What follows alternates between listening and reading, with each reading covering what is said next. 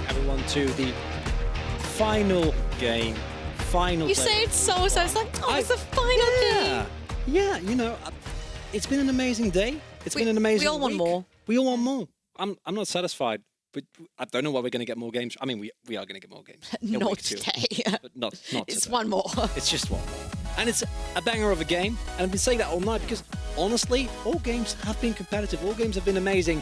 But for this one, it's bound to be even better. It's GamerLegion versus ADC Rogue.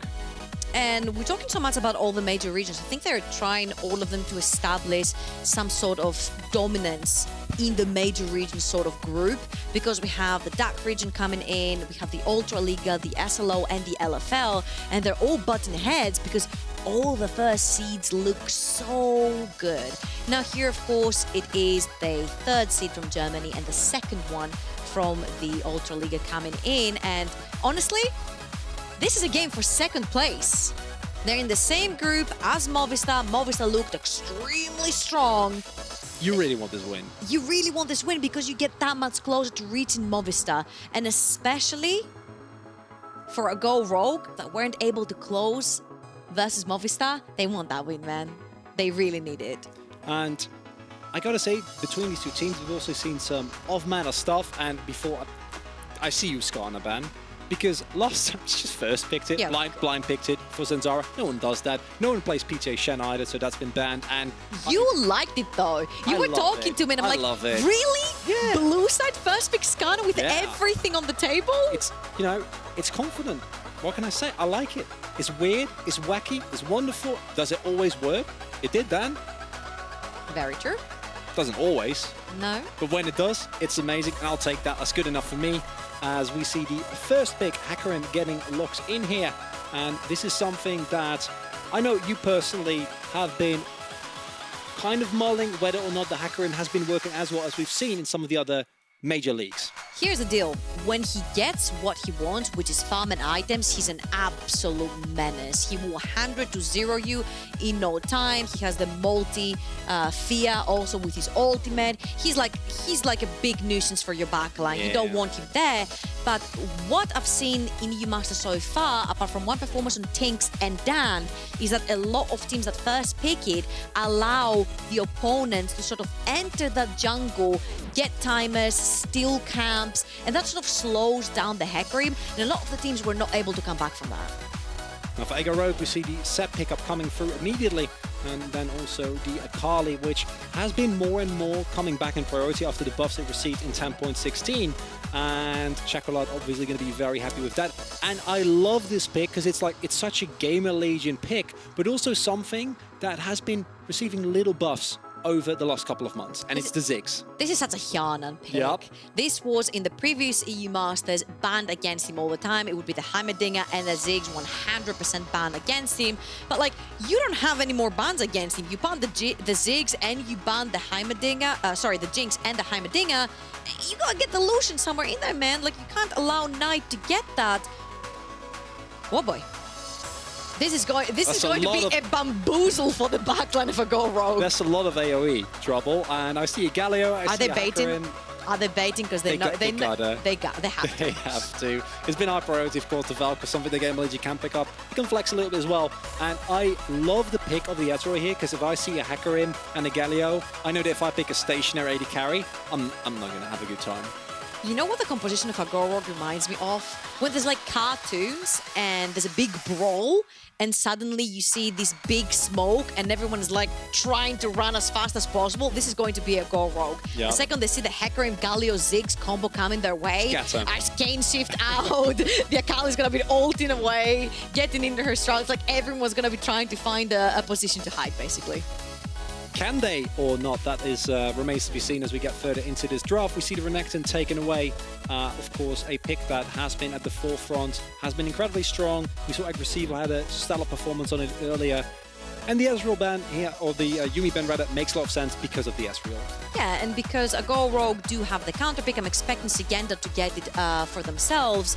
You got to get out of the way some picks that are easier to deal with sort of everything, something that's neutral, something that can go well on the weak side. They've already taken out the Gangplank and the Shen, and now of course the Renekton does extremely well into pretty much everything.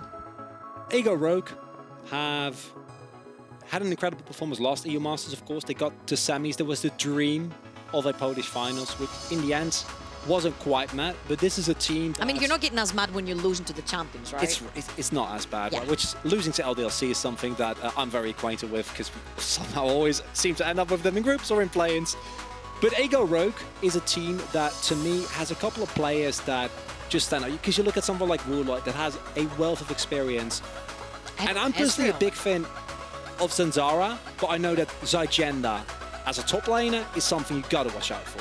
Someone you gotta watch out for. They're indeed giving him the last pick here. They really want to take down phones, try to create possibly a pathing through the top side, because Szygenda is the guy who's going to take the brawl on you. He wants to play the 1v1. He wants to create leads through the top side, and then you're going to be a nuisance for the backline of GamerLegion. Now, what I really like what AGO Rogue are doing here is they're creating a bot lane that can play from distance, but can also engage really hard on you. The Rakan can be extremely protective, but he does have hard engage built into his tool. So does Leona, and usually a Nautilus or Leona are really hard punishers to the Rakan.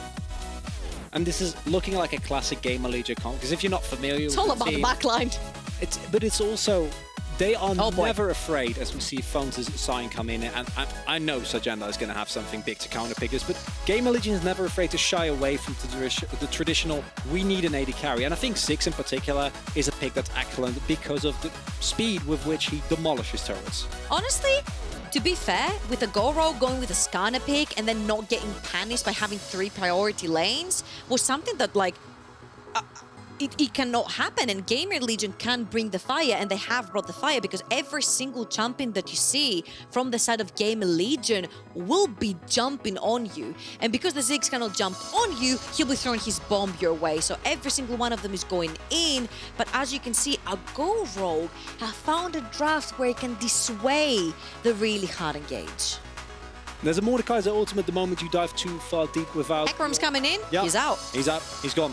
Can't smite, can't fight, and that's a very sad pony that does happen. And you mentioned it before, Rakan, I think in terms of laning matchup, like you said, versus the Leona, it can be rough, but in terms of the overall mobility on the side of AGO Rogue, I'm looking at an Akali, an Ezreal, and a Rakan, and it's so hard to get on top of them. I believe also the Rakan there is to buy some time for AGO Rogue to get out, because when the Hecarims are coming in, the Leonas, the Galios, the second they land and you put that taunt on them, you allow your Ezreal to get away, you allow your Akali to get away. It's that sort of 2 seconds time that you're giving your players to get out of trouble. It's the number 3 seed of the DAC region versus the number 2 seed and the semi-finalist of last EU Masters.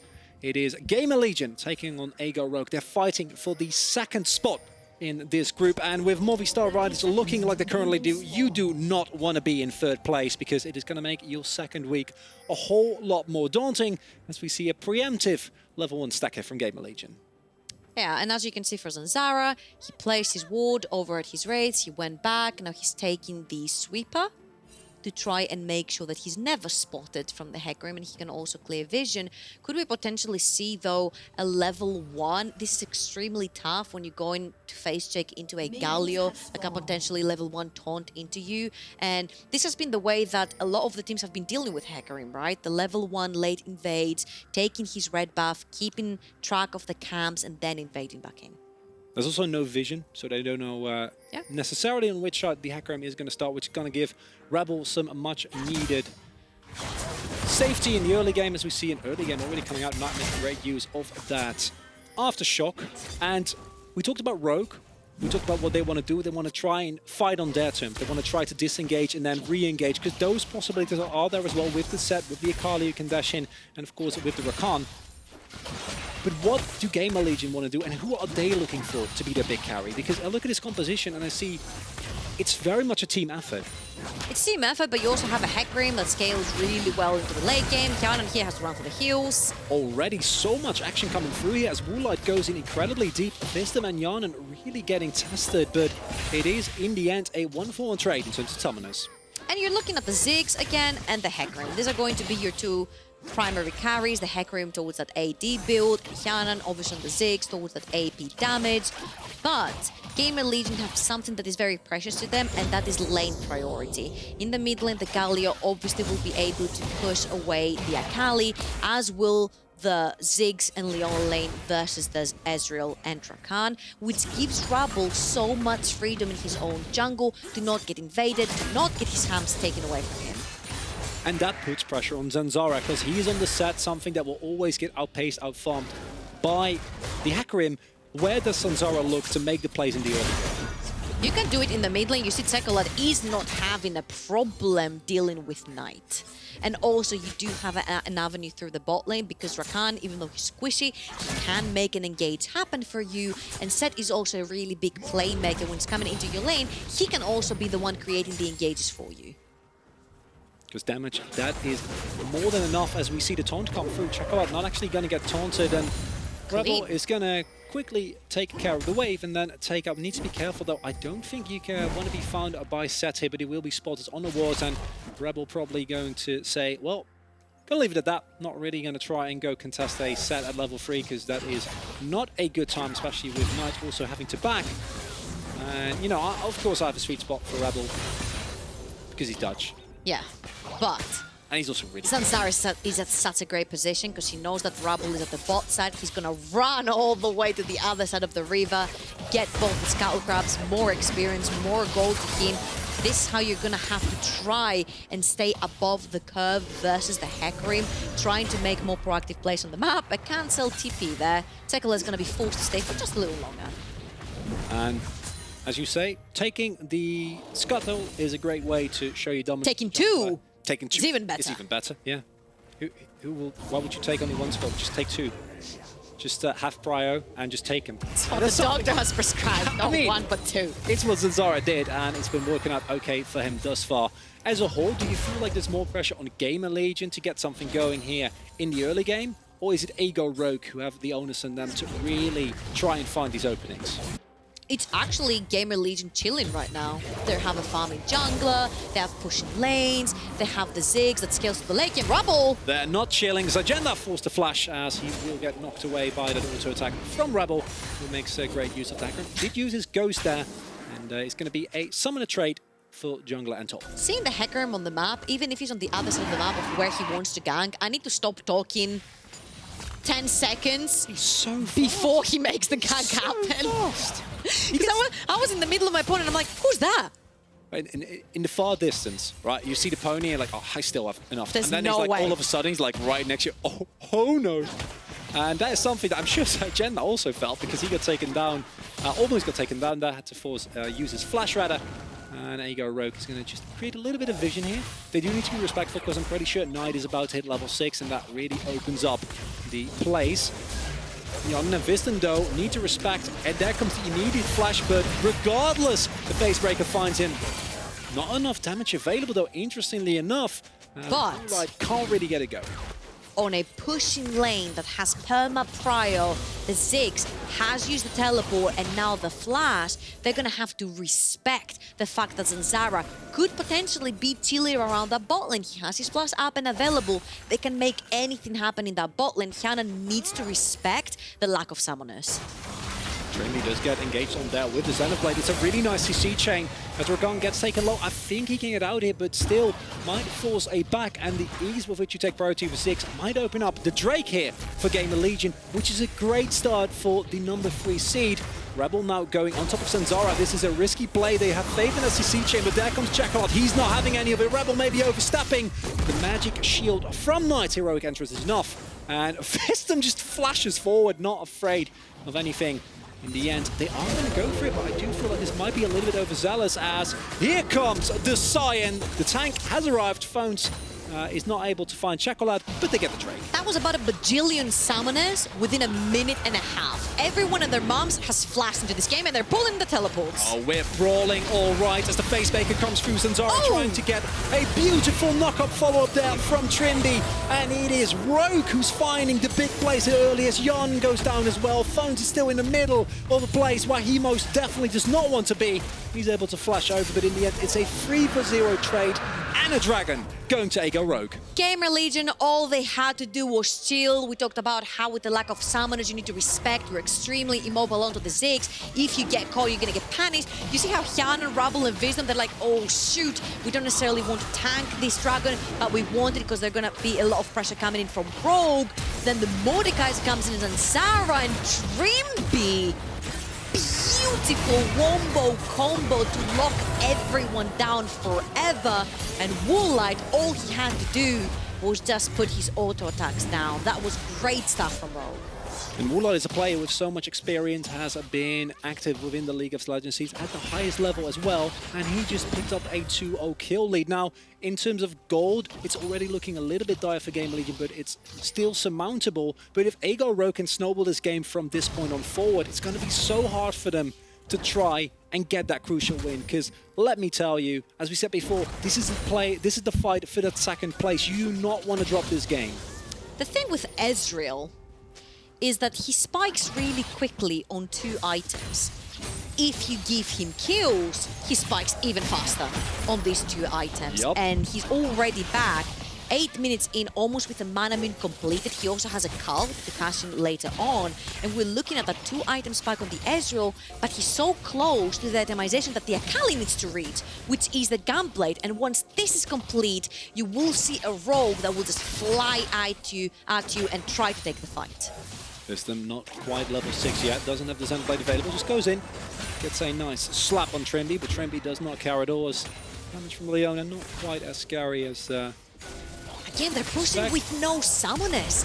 And here comes the engage. That's a beautiful damage chain that we see that come through as Hjarnan just not respecting enough. And now Rabble, a defensive pony, is not a good pony. And GamerLegion is just dropping left and right here. AGO Rogue, they're making such good use of the openings. And did we expect any less from them? 3 kills on the Ezreal. He's gonna be back definitely with the mana moon. They are not respecting the power of the engage from the Rakan. And Hjarnan gets caught without summoners right there, ends up instantly going down. The pickaxe Ezreal is gonna be doing a lot of damage to you. And also, I have to give major props to the macro from the side of Rogue. Trymbi, are you okay? I don't think Trymbi is okay, as he will be using the quickness together with Czekolad playing a very angry bouncer. In the end, nothing getting picked up. I say, as Zanzarah does pick something up, the Rift Herald. Look at this macro from a Go Rogue. Czekolad was actually going down for that play that they made on Hjarnan, while Zanzarah was actually absorbing all the fun from the mid lane so it doesn't get pushed through. Now, while all of this is happening in the bot side Riva, where GamerLegion are trying to get something back for themselves, Zanzarah has already finished the Rift Herald at the top, so you can pump even more gold onto that Ezreal, get him on that Trinity Force much faster. And after last year, you must have been so much hype surrounding the Ultra League, and they didn't come off to a great start at the start of the tournament, right? They were looking kind of weak. We saw some losses here and there. Pompa team didn't look great.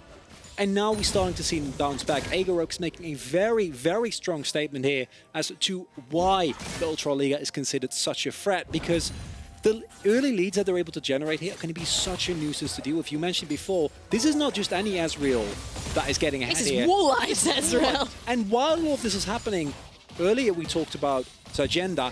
He just be casually off doing his own thing, but even he finds constant leads. As you can see, already 10 CS up. And this is only going to become a more strenuous matchup for Phones as that Leandris gets finished. Yeah, and he's extremely close to that on this 1-item power spikes. Rogue, oh my Woolite, god. have some chill. They're gonna look to fight really quickly. They also have 1 dragon to their name. I don't think GamerLegion want to be taking the fight to them for the second one, which means they're gonna be starting to stack. Now, the one thing that GamerLegion can do, they have a million movement speed between the Hecarim and the Sion, who can just get to places very, very fast, and they have Nite with the heroic entrance. But it all needs to come together. The CC chains need to work, and thus far, GamerLegion just haven't been really finding these possibilities. As Rabble goes in, he knows Zanzarah is there, sees him on the wards. That's not a 1v1 you necessarily want to take, but Rabble does have the support coming in. As we see Zanzarah go throw a painful haymaker. Rabble doesn't seem to really mind as he now moves back into his own jungle, but we're looking at an Infernal Drake here, and I don't know how you're going to do that with this Hecarim. Trymbi gets knocked back, but that's not actual follow-up. Earlier on today, we saw Tinks fall behind on the Hecarim, and he went towards the more tanky jungle item. Oh, that's not the case here. I forgot its name. Cinderhulk. Cinderhulk. There you go. It's fine. We're going on Warrior here for Yup. Rabble. He's not necessarily behind because he's keeping up with the farm and he's ahead. As we have finally the fight being taken to Rogue this time. It is a nice taunt there from Nite. It's the teleport from Foam's coming. Rabble is keeping Woolite busy. The Ezreal does not have enough damage, and it's a beautiful shotgun going to the jungler of GamerLegion. This fight is looking terrible for Rogue, and GamerLegion looking to keep their hopes and dreams in this game alive. Fighting for that number 2 spot. Nite goes in on his own. I don't know if that was ready to play as Phones follows in, and this is a bit of a miscommunication. A lot of resources used. I don't know if it was really necessary, but in the end it's going to be enough. And I will not be surprised if while all of this is happening, the Infernal Drake gets taken and Hjarnan might pick up first turret, because if there's something that a Ziggs love, it's really already attacking the turret. Yeah, it's the AP Caitlyn pretty much when you put him onto a lane. He's going to be able to take that one down with his W. This was rough to watch from Rogue. They were all over the place. And GamerLegion are a team that if they see you all over the place, they're gonna capitalize on that and engaging on tonight. I don't think that's the jam, because the big taunt came down and then everything else follows through. We've talked about how easy it is to engage for the side of GamerLegion, and they go on to the Galio, only one taunt. They're like, fine, he survived, full HP. And the Ezreal, which is your carry here, which has gotten all these skills, stays all alone on the side with a Hecarim. Hecarim loves squishy carries. And let me tell you something. You know what's scary is a Hecarim that wasn't doing that well and just picked up a double kill and a huge bounty. Machine. Yeah. Yeah, Rabble is very happy with the turn of events. And as a whole, GamerLegion now, they found the kills they needed to. They found the team fight they needed to. And what's more, they did it together, and this is something that, when I asked you earlier for GamerLegion, it's hard to point out someone because it's such a team-oriented team, whereas with Rogue we see there's a little bit of miscommunication left and right with how they move around the map. We kind of said that when GamerLegion look good, they all look good, but when the ship goes down, they all look bad collectively. Exactly. So it's a team effort. Whether it's a bad or a good one, it's a team effort, and that's what happens, because we saw Sap up before, and even though Clowny tried his best, the rest of the team was just not following up with him, and here at least GamerLegion are all on the same page. The person that needs to be fed just cashed in on the double kill Rabble. He had just pulled the Warrior, and we're like, is he maybe going to be too squishy with the Warrior? Good. And now it feels it really feels good. really good. He's like, I predicted that. Now, with the composition of Rogue, they still have so many outplay tools as we get further into the game. As Rabble gets engaged on, he needs to be careful. It is a charm, a quickness into a defensive onslaught of Shadow. Ooh. There comes a lot of damage coming through from Woolite. Now, Visdom trying to get away. He still has the flash available. Pretty sure he's going to have to use it. I say as he can just walk off. A nice defensive ultimate there from Hjarnan. And in the end, Agaro try to look for a big play, but they do not quite find it. Yeah, but they're pushing back everyone. They really track down Rabble, which means that then their bot lane can keep on pushing without having the fear of the Hecarim running in, especially now that he has the Phage and the Sheen. He's going to be a big nuisance for the bot lane of Rogue, especially Woolite. They need to make sure that Woolite is at the best possible position to not be sold out by the Hecarim, because he had a really bad fight at the Dragon. Now, what we see here is a game where, honestly, it's pretty even. It's 1-on-1 in Drakes. Excuse me, but that is so funny. Czekolad is like, only one thing matters for Akali, and that's what I have in my inventory. You look at everyone else, they have like 4 or 5 items components to get together with like full build. Yeah, together with like wards and pods. He's like, I don't need that. I just need it. I just need a gunblade. I just want my one item spike, and we saw there the damage that he did to Rabble was still obscene. That's something that is also one of the main reasons why the Akali has come back into a more popular position within the general meta. Now, it is a fairly even game. Who really benefits from that?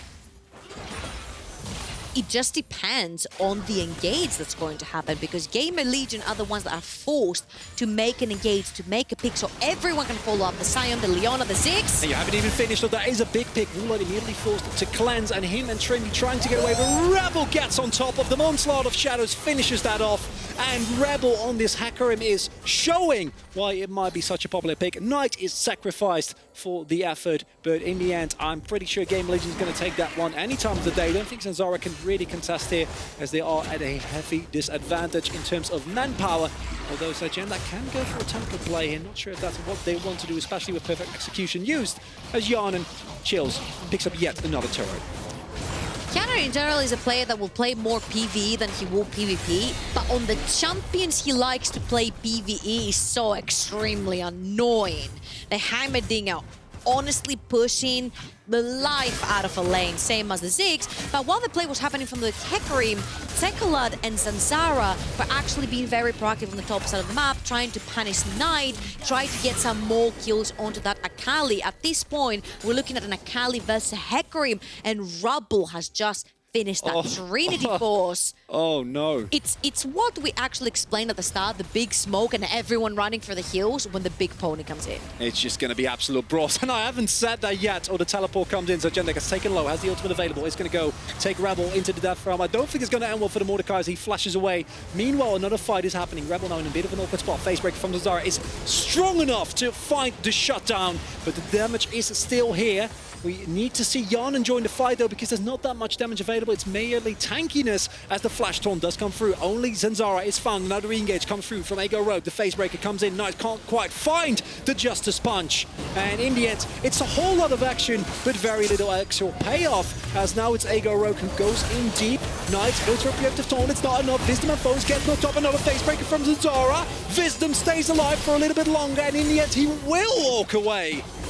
As GamerLegion really make the most of that situation, I say. Szygenda, he wants... He's coming back in, he wants more. He's like, guys, come on, you can't fight without me. We're going to brawl. We're going to brawl, and both teams have been really embracing that. Although, in terms of kills, not actually that bloody. It's all about the dragons. It's all about asserting the dominance, stacking them up. Hecarim is coming back in. Rabble is getting denied, but the steal comes through. Phones, you absolute madman! And now Rabble goes in deep. He tries to looking for the Qs. Can he quite find it? He can't, but Hjarnan can find a beautiful ultimate. Phone's going to get taken low as Czekolad has so much damage available. And I don't know how this happened, but Rogue somehow still turns the fight around. Czekolad looking for more kills. He wants Hjarnan, he wants Phones.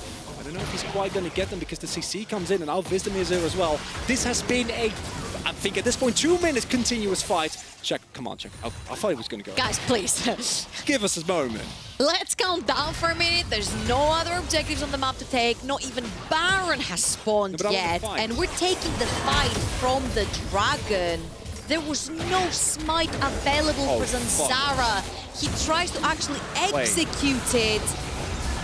And it stays on 97 HP. And Phones is with the Hail Mary right there, stealing the Dragon away. But at the end of the day, it's GamerLegion losing the fight, because as you can see, Czekolad is left unchecked on the backline, and he's able to sway their whole fight. He's creating all that space and that danger that GamerLegion need to run away from. And we can see why these are the major regions. You can see how close these two teams are matched up against one another. This is seed number 3 versus seed number 2. It's not a big gap as we've seen earlier. And in terms of this game, I still have no clue who's it going to, because GamerLegion, they have these great moments, but then we get into these brawls after brawls after brawls, and I feel like with the amount of skill oppression for Rogue, that's such a risky move to make. I think both of these compositions are a very big skill check, because GamerLegion have to take the correct fight, they have to find the correct target and engage and string it together correctly for it to work. And if Rogue are a millisecond late on their buttons, they are going to get caught and punished. And Rebel now gets Facebreaker in top. That is fine, but Showstopper is not. He immediately gets away as he uses defensive onslaught of Shadow. Fast. Engage. Rebel, a little bit careful there. Is threatening, but doesn't actually go in. And in the end, this is a continuous pattern that we've seen as Szygenda tries to interrupt, but actually takes a pretty painful trade. And that is something that both these teams are constantly skirmishing, but in terms of actual kills per minute, it's not quite some of the more aggressive regions that we've seen. Not necessarily, but from the fighting perspective, it has been very bloody. It's ended up with a lot of the players literally getting out with a sliver of their HP. Fighting over nothing but pure kills. And honestly, if I was asking for a last game for this week, that would be it, because both Rogue and GamerLegion are both on skill tech compositions. The one that presses the buttons better wins this one. What better way to end this first week of the EU Masters than a beautiful firework? These teams are very, very happy. You guys should have seen him do that. He actually went with all his hands around. Yeah, I mimicked a firework, which is actually quite clunky, but you know, I thought it worked well as the turret gets taken down in the top lane now. We see Szygenda still putting some pressure. This push, though, coming out from GamerLegion, going to put a little bit more gold in the pockets, but in terms of the gold, it's just still so incredibly even. And it's, like you said, it's all going to be in the execution. But which of these two teams will have the better execution? Because after these couple of fights, I'm not quite sure. From one point on, the Hecarim will be extremely fed, and the Ziggs scale so well into the late game that if he hits a couple of skill shots, he doesn't have to necessarily kill you. He will push you out of the fight, and that will lead GamerLegion into taking on objectives. This is why you see Zanzarah trying to fight Rabble in the jungle every single time. Force his Ghost, force his ult, they're doing it again. Rabble, yet again, this combo is strong, but this time it's not strong enough, as Hecarim sustain is absolutely disgusting when you don't have the damage available, and at this point in the game, Zanzarah just can't quite get through Rabble's Hecarim. But it's pretty good what they're doing. They're trying to fight Rabble every single time. They try to punish him in his own jungle, just so they can potentially push an objective, push a 4v5, get GamerLegion to come at them, but not the way they wanted to. So they want to force a fight that GamerLegion hasn't necessarily calculated for. That is a rogue fight. Ziggs has one of the best voices in the league, Honestly, what is it with Hjarnan and playing mad scientists all the time? I was just about to ask you, because you hear the Ziggs and you hear like the insanity, and then you literally have Heimerdinger. I guess Heimerdinger... And then he plays Jinx! No, but Heimerdinger isn't really a mad scientist. Heimerdinger is, you know, more of like the good-natured, I care about my community. Mad doesn't necessarily mean mean. No, I know. It's Zanzarah finds Rabble here. He's going to go for the showstopper, trying to get a nice engage on top of him. And again, Trymbi is there. Rabble not quite finding the damage, and they are lacking enough burst to take him down. The sustain from the Hecarim is not quite enough as Hjarnan goes down. So much damage missing here for GamerLegion, and they need to try and get out of the situation as much as they can, because if they can chase down, which they most certainly will, there is absolutely nothing they can do, and it's going to be a 2-2 in terms of Dragons, with Rogue picking up the next mountain. If you watch this fight over again, it's exactly what we explained from Trymbi on this composition. He actually wins this fight for Rogue because he gives them enough seconds to get away from the Galio ultimate, and now with the men advantage, they can start this Baron. Hjarnan has teleport available, he's up in 5 seconds, but I don't think he's going to be in time. It's just going to be Phones and Nite trying to make a miracle happen here. Can they get Rogue away from the Baron? It doesn't look like it, and the smite does come through. Now it is a 3 versus 5. That's not looking too good. GamerLegion is still going to handshake it, trying to make the best of it as they can, as Phones finds Szygenda, but Woolite needs to be dealt with, as Ezreal is doing so much damage at this point in time. And Hjarnan, he's going to poke, he's going to try and do as much as he can, but I don't know if it's going to be enough. As more and more chase comes through. Now we see Nite making his way over as well, and I'm not sure if they can actually find something here. Zanzarah will get knocked up. He's incredibly tanky, Rabble necessary for the damage, but he does find the Sett in the end. Zanzarah is going to go down. It takes a little while, but in the end, GamerLegion get a kill, but that's not really worth it for a Baron. Maybe they can pick the mountain, but it's not looking great. That was, again, all off the back of Rogue making an amazing situation for them in the bot fight. Then they have the numbers advantage, they take the Baron, and now they can actually use this to push the lanes, get vision, take the fight to GamerLegion. And Rabble is stuck in the Death Realm, not a place you really want to be. He's trying to keep the Szygenda occupied for as long as he can, but there's nothing he can actually do. He gets taken down in the 1v1. There's Szygenda already in a position where you can easily punish. It's 2-2 in Drakes. And there you go, Rogue. Get everything they looked for and more. And the Ultra Liga is looking a lot stronger than it did if you would have asked me 2 days ago. Absolutely. Rogue can play the front to back, they can play the tanks, they can play the conservative, but they can also play the explosive. And the members individually are stepping up. Woolite on 5 and 2. Czekolad on that Akali has been popping off. And Szygenda has been doing quietly his job every single time. It's been a hide-and-seek game with Rabble. They're trying to find him in his jungle. They're trying to find him into these team fights. And when they do, they actually punish this Hecarim. This Hecarim that was ahead from the very beginning, but Rogue have found a way to cage him.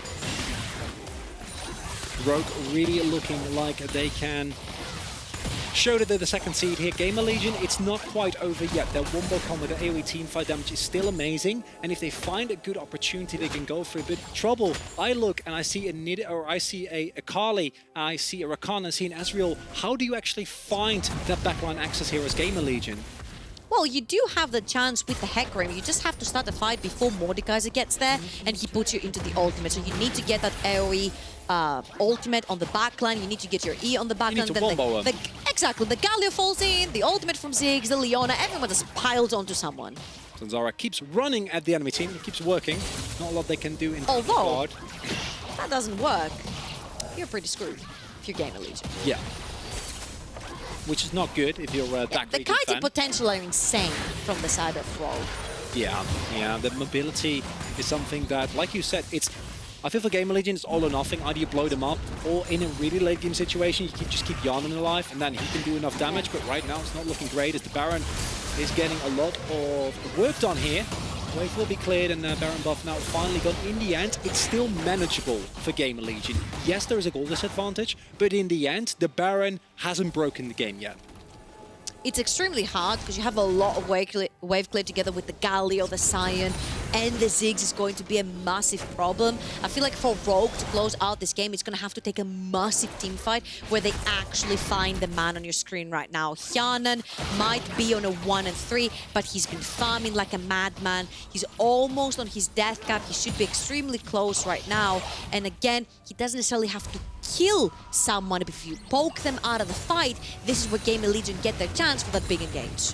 Rabble has been sitting on these components for quite a while now, and you really, really, really need that. And you haven't said it, Hjarnan does finish his mad scientist the party hat. Yeah. Although I guess that's not a party for hat. a mad scientist, it'd be more like a not really. No, that's an I came to impress hat.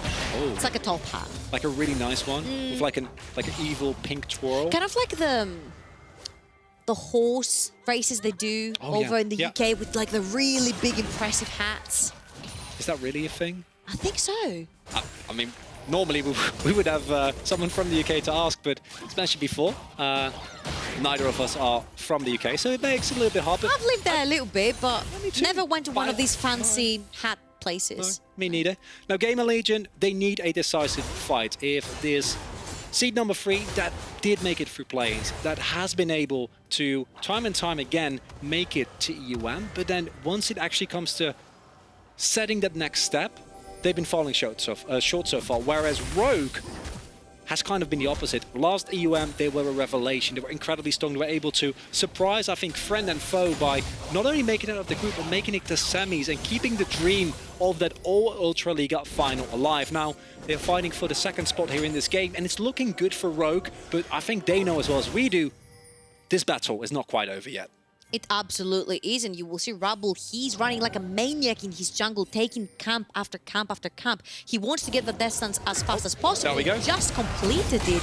It's going to make it that much more tanky. It's going to make him stay in the backline and stick on the carries that much longer. Does that work with everything? If you say that, like, I buy a really expensive car, I get it?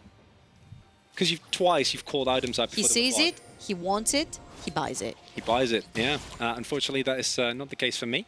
As we see Rogue push down here, and they are still the team dictating the pace of this game. They're the ones who can make it all happen, as Zanzarah almost a little brush with Dev there.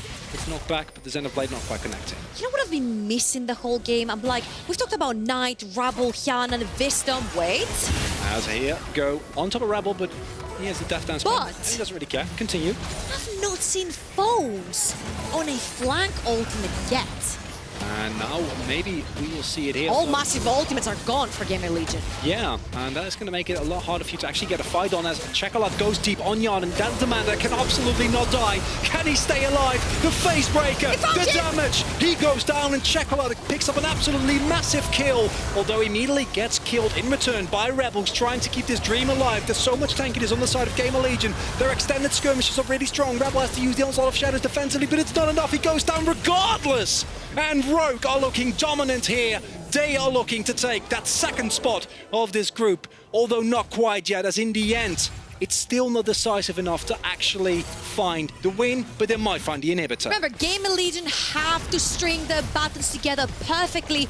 Both the Ziggs ulti misses, both the Leona ulti misses, everything misses from the side of GamerLegion, and then it is just a go rogue territory. They absolutely dismantled them. Czekolad, oh baby, was that beautiful. I say, can they break open the base? The answer is absolutely yes, they can.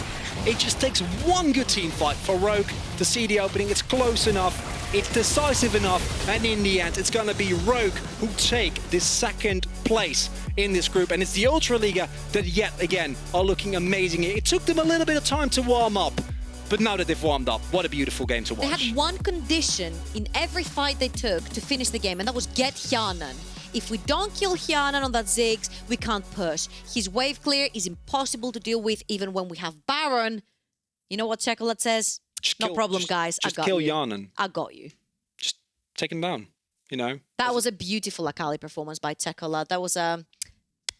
Beautiful. And in general, I think we see a lot here. We see why GamerLegion is considered a good team, but we also see why AGO Rogue is considered a great team. We're going to go to a short break, and then we're going to take a little bit of a closer look at what just transpired and why the Ultraliga is still to be feared.